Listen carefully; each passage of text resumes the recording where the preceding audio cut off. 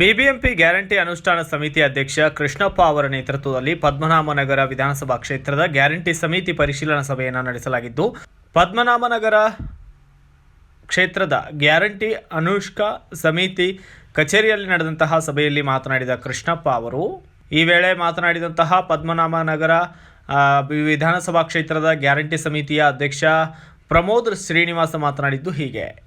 ಸಭೆಗೂ ಮುನ್ನ ಹುತಾತ್ಮ ದಿನಾಚರಣೆ ಅಂಗವಾಗಿ ಕಚೇರಿಯಲ್ಲಿ ಮಹಾತ್ಮ ಗಾಂಧೀಜಿಯವರ ಭಾವಚಿತ್ರಕ್ಕೆ ಪುಷ್ಪಾರ್ಚನೆ ಮಾಡಲಾಗಿದ್ದು, ಸಾಲಕ್ಕೋಸ್ಕರನೇ ಅಂತ ಏನಲ್ಲ, ವೈಯಕ್ತಿಕವಾಗಿ ಜಗಳ ಇರ್ಬೋದು, ಮನೆಯಲ್ಲಿ ಸಮಸ್ಯೆ ಇರ್ಬೋದು, ಆಮೇಲೆ ಜಮೀನಿನ ವ್ಯವಹಾರಗಳು ಇರ್ಬೋದು, ಅಂಥ ಮಂದಿರ ಜಗಳ ಇರ್ಬೋದು, ಅದರಲ್ಲೂ ಸತ್ತಿರ್ತಾರೆ. ಬಟ್ ಇಷ್ಟೊಂದು ಕಡಿಮೆ ಆಗಿದೆ. ಡ್ರಾಸ್ಟಿಕ್ ಚೇಂಜಸ್ ಆಗಿದೆ ಆತ್ಮಹತ್ಯೆಯಲ್ಲಿ. Maximum changes ದುಡ್ಡಿಂದನೇ. ಹೌದೌದು.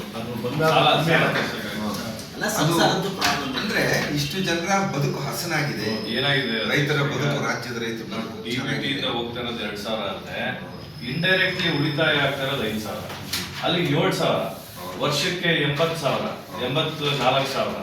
ಸೊ ಇಷ್ಟು ಅವ್ರಿಗೆ ಫೈನಾನ್ಷಿಯಲ್ ಫ್ರೀಡಮ್ ಕೊಟ್ಟಾಗ ಎಕನಾಮಿಕ್ ಸೈಕಲ್ ಅದು ಆಲ್ರೆಡಿ ಅದು ರೊಟೇಷನ್ 10.2% GDP ಗ್ರೋತ್ ಆಗಿದೆ. ಆಮೇಲೆ ಇನ್ನೊಂದು ಸಭೆಯಲ್ಲಿ ಸಹಾಯಕ ಕಂದಾಯ ಅಧಿಕಾರಿ ಮತ್ತು ಸಮಿತಿಯ ಸರ್ವ ಸದಸ್ಯರು ಕೂಡ ಭಾಗಿಯಾಗಿದ್ದರು.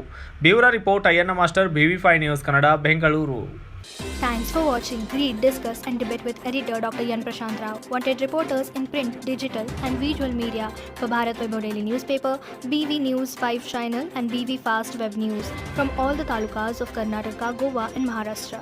If interested, send your resume to 9019229369.